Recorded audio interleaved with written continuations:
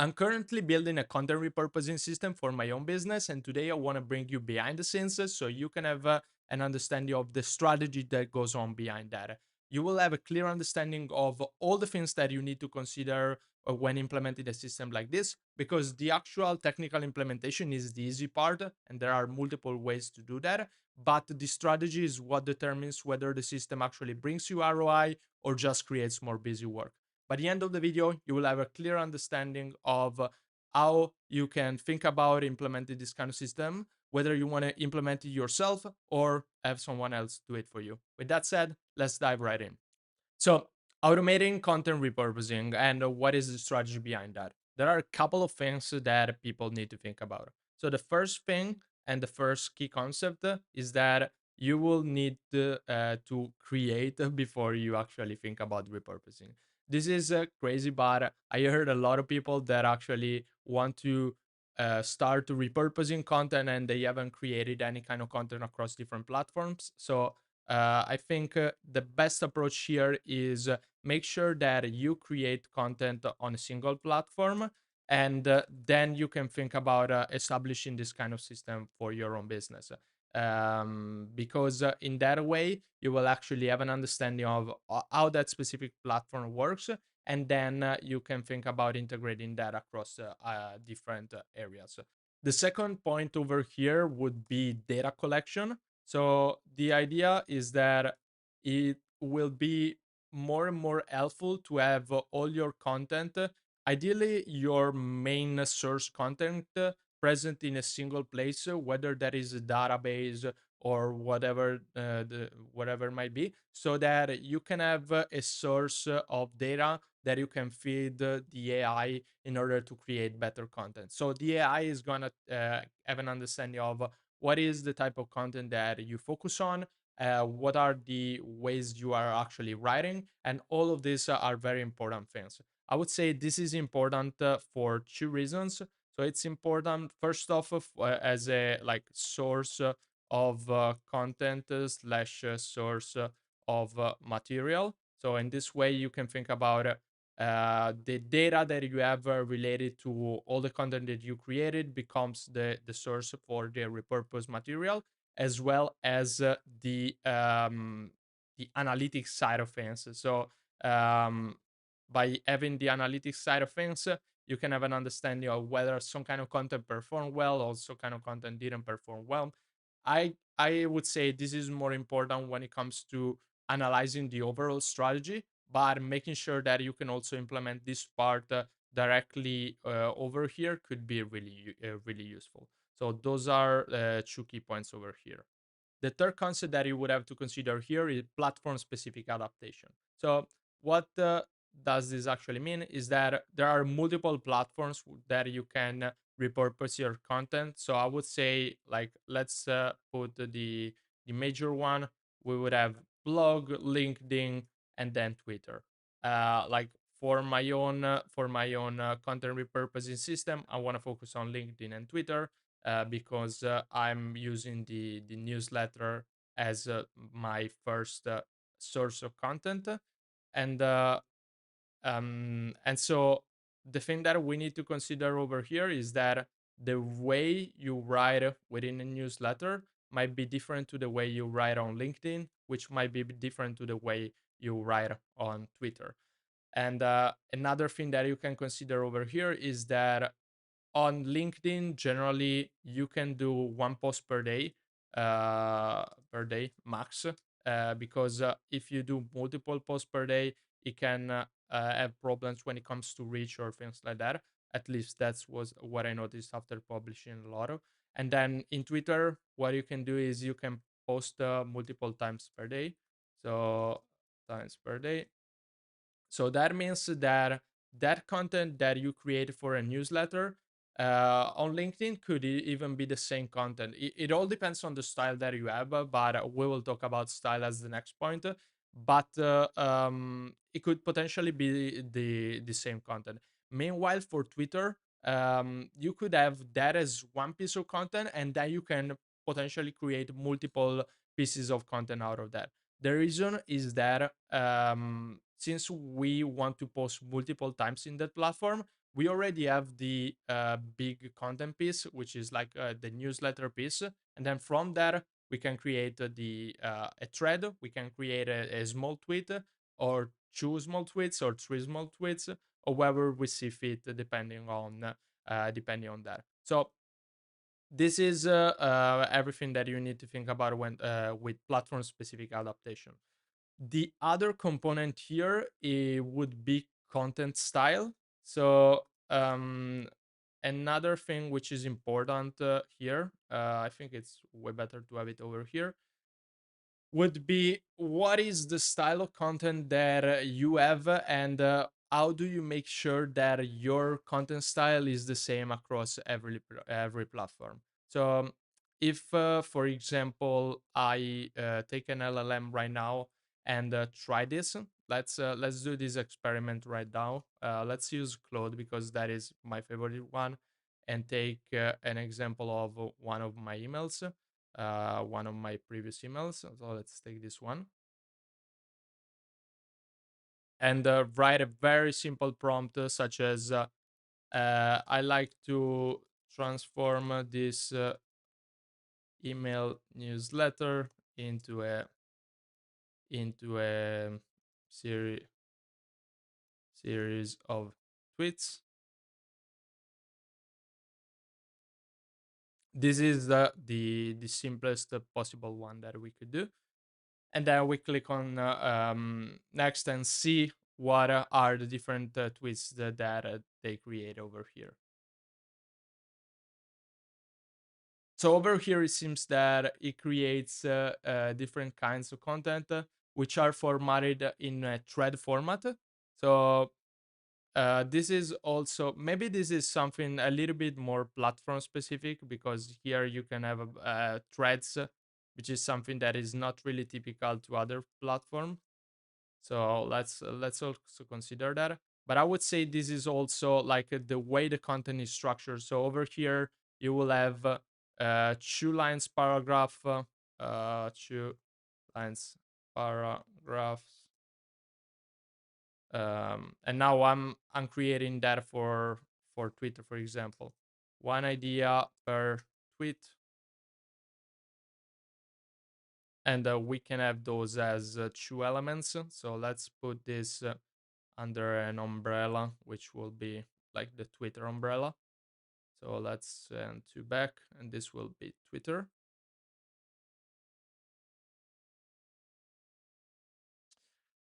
And then on the other side, we would have LinkedIn, and then we will also add the blog. But I will personally think that I will focus on these two first, because on LinkedIn I'm already publishing, and on uh, um, on Twitter I'm not. So we want the two lines paragraph. We want one idea per tweet. Don't want to sell in the tweets. And then on LinkedIn, what we want is one idea per line. Divide each line with a space. And yeah, don't want to sell in the message directly. To sell in the post. Yeah. So those things are like, a couple of them are actual styles. Like the selling part is something that I don't want to do personally within the post. So yeah, it's definitely also part of the content style that you want to do. Another component that you could have is content formats. So an example of content formats is how you can adopt your own content to a specific framework. So the idea here could be, if we go online and we search Twitter frameworks, and do an example over here.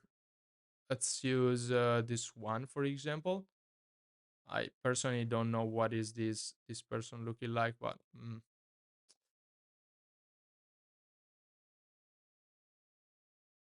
maybe Tweet Hunter has better results over here. Yeah, here it is. Fill in the blank tweet templates to get more likes, retweets. So think about this. Those could be things that you integrate in your repurposes engine. So you can potentially add frameworks. Let's add some examples of frameworks that you could add.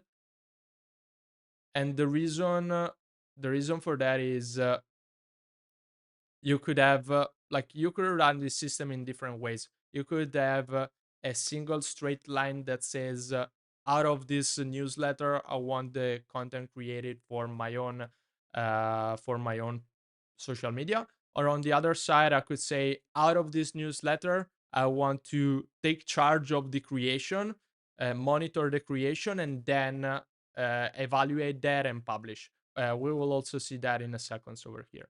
So when it comes to content formats, I'm mostly thinking about frameworks. I'm mostly thinking about hooks, and those kind of elements are important. And those kind of elements can be potentially added as a knowledge base if we really wanted to create specific content formats. Keep in mind that this is should be divided by platform. Okay. Okay, so those are five things we should keep into consideration. I would say another key component over here would be the human AI interaction. Let me reposition this 1 second. And so last one is human AI interaction. So what I mean by that, potentially what we could do is we could create a system that once the newsletter is out, so let's say newsletter out, we could take newsletter content, and then we could do repurpose for repurpose for LinkedIn, repurpose for Twitter, and then publish.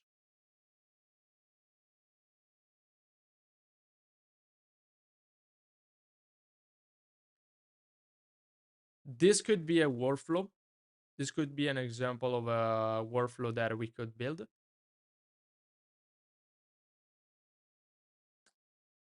This workflow could be example one. Here we don't have any kind of human interaction. So this would be 100% AI, 0% human. Personally, I would like to avoid using this kind of system in the following way. The reason is that if we create a system like this, it makes sense to have something like this, but it makes sense to have something like this only after you prove that the quality that you create in the repurposing part is super good. So over here, you need to make sure that the prompt is hyper optimized to your specific needs. And yeah, so like this is something to consider over here, both here and here. And I would say before having a solution that looks like the following, it might need a lot of tuning in the actual system itself, in the actual prompting, as well as in the actual sources that we might need within the system. Another thing that we could do is we can have the newsletter that is out. We collect the data, so data collection. whether that might be data collection on like newsletter content, we can say subject line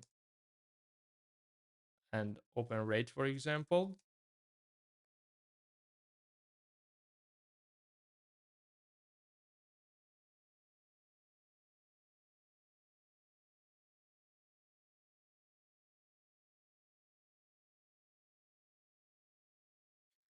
And then once we have that, we have so like this will be the part related to the data collection. So this would be like one component. And then we would have another component, which is like the actual repurposing.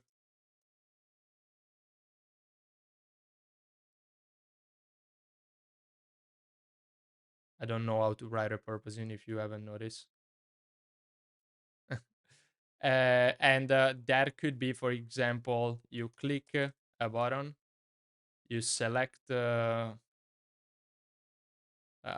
first off you select the content, so you select like the newsletter, for example, then you click a button. um, Maybe here you select the platform also, then you click generate content. if if we really wanted to, we also add an additional thing is uh, let's make it optional, so select format,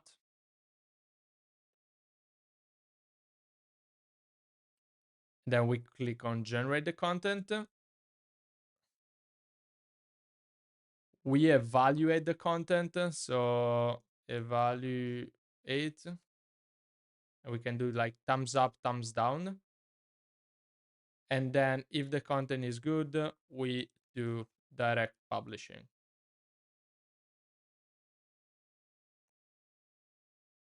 So this could be another example of a system. This is probably very, very similar to the one that I will create. The reason is that I don't want to have something completely automated. I think it's way better to have to work in one thing that I call an automation continuum. So this is a concept that I created basically where AI automation continuum, every single thing and every single automation that you create um, is not on whether you can automate it or not, is about how much can you automate it, where this kind of system over here is at the end over here at the 100% of the system, and then this is something over here at 0%. So you can choose where you want to place your system and how you want to build your system, because what you can potentially do is you can potentially create a system that is like 40% automated, and this is good for your team. It gives you 80% of the efforts on that, and so you don't want to proceed and automate it at 100%. On the other side, if you have like a very small team, you can say, I don't care about doing this actual part. I want to make sure that this is automated as much as 90%. So I just like have a look at what happened over here, have a look at just Twitter, for example, and just click on publish. LinkedIn is automatically done. And yeah, it all depends on the specific situation of the business and what are the specific goals that a business has. So yeah, over here we have this repurposing part. So those are all the things that you would have to think about. Another component that I'm thinking about over here right now, which I haven't added, would be the part related to um, which data do we need. So the idea over here is that we want to get an understanding of how can we make our content unique. Because if I go over here and I just give this prompt. This is what is actually extracted from this part over here. But is it exactly what I wanted over here? Or, for example, instead of having this, I wanted to give some additional context that would help improve the actual response of the LLM. So in this part, some things could be if we wanna have a content styling, like we could have a general content styling guide. We could have a platform styling guide. We could have so like let's also create over here an example of the LinkedIn one, and then we would have the Twitter one.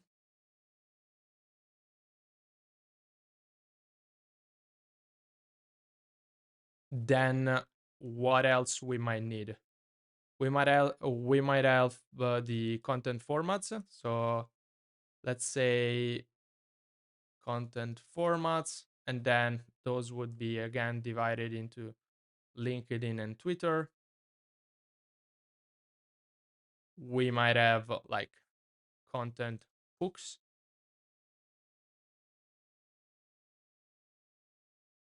hooks templates.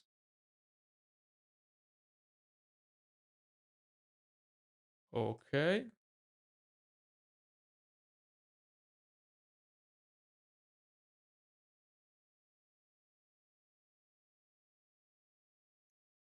And we would need the main source of content. So like the actual newsletter in our case. And with that said, that's pretty much it when it comes to content. These kind of things will be added into the system as like PDFs documents or text documents that can be added to a prompt so that we can use those when creating the content and when having different specific things. So now we have a good view about different things within this kind of system and how you can think about the system. I would say that the only thing that we need right now would be the actual structure and how we could build the system.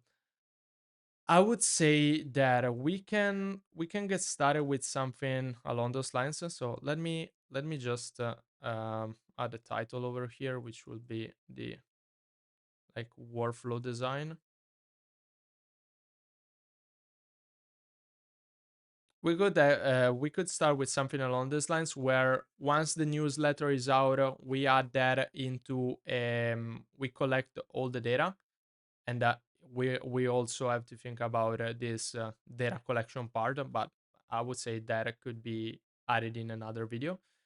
And then what we need to do is we need to think about what is going to happen afterwards. So what I'm personally envisioning on my end over here is we can use a system like our table or something along those lines where we have the newsletter over here. So here we have the newsletter newsletter. Um, Over here we have different functionalities such as the thing that we mentioned above. We have the platform.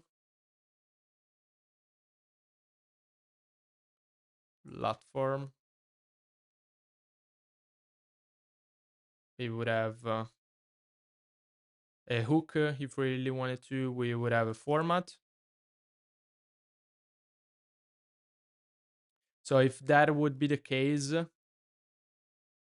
we also need to add all hooks into the system, and then add all content formats into the system. This is probably something which is like not a priority, but something that you can consider when building out the system. And so platform, hook format, those are like selectors or things that you could select. I would say like platform is required. And then finally over here we would have something like generate.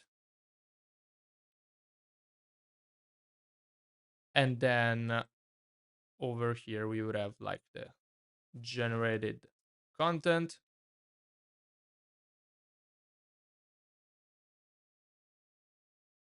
And what we could have over here is we could have the publish part. So, or like yeah, we could have the publish over here. So that could be an example. Like what I'm envisioning right now is something that I could build with Airtable, but potentially this is also something that can be built directly within like custom coding if we really wanted to, or any other kind of no code solution like Retool, like AppSmith, whatever the case might be. Like the only thing that I'm considering on my end is like a little bit of how I want to interact with this kind of system. And so like this is what I would personally want to have. And yeah, so in this way I can just look at the generated content. I can possibly modify that and just click on the publish button, and that's pretty much it. When it comes to the system itself, we would have the part related to what happens when we click on generate. So when we click on generate, we get the newsletter format content, and then we would have some sort of prompt, AI prompt. Um, do we need to have some kind of agent over here? I would say here we could yeah, we could have a prompt. I would personally consider this to be the best option to start with. The agent could be something that also has additional features such as yeah, different tools, but in this case this is not needed. And the only thing that is needed from the prompt itself would be knowledge. So the knowledge is related to yeah, another thing that I forgot over here would be like general business knowledge. So knowing what your business does and things like that. And within the knowledge over here, we could have platform specific knowledge styles. We could have business knowledge.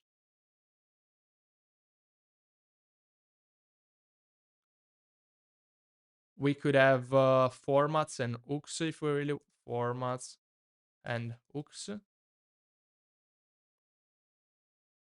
as a general element. So, like for example, here we could have something where this is where if you want to use a specific hook or if you want to use a specific format. Meanwhile, in the knowledge base, we have like all the formats and all the hooks so that the AI can actually select that. And yeah, that would generate the outcome. I would say that the platform, like the platform part over here,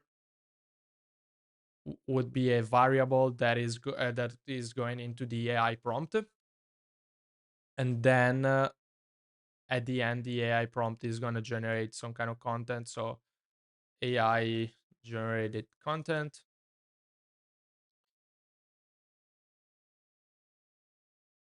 And then over here, I can see whether the content is actually good or not. And if the content is good, so let's put is good, we can go and do the publish. And the publishing will be another workflow over here, which is just directly within the system itself. So yeah, I would say this is the starting point and where I would start at. As you see over here, there are a lot of things that maybe like someone starts and thinks, okay, I want to have a newsletter, and from the newsletter I want to build LinkedIn, or from LinkedIn I want to build a Twitter content. But in the end, over here there's a lot of different things that we haven't considered when thinking about the design and thinking about how the solution might be architected so that you actually get some real results out of that. Over here, probably like this is all in strategy in theory. Then what you will need to do is you will need to do a lot of testing when it comes to the AI prompt and see how you can modify that to increase the quality over time, and what is good quality, what is bad quality, and understand why that is good quality and bad quality. With that said, hope this was useful. This is kind of a different video. Let me know if you like this video. If you want something like this to be implemented for you, I'll be happy to do that. And other than that, hope you are having an amazing day.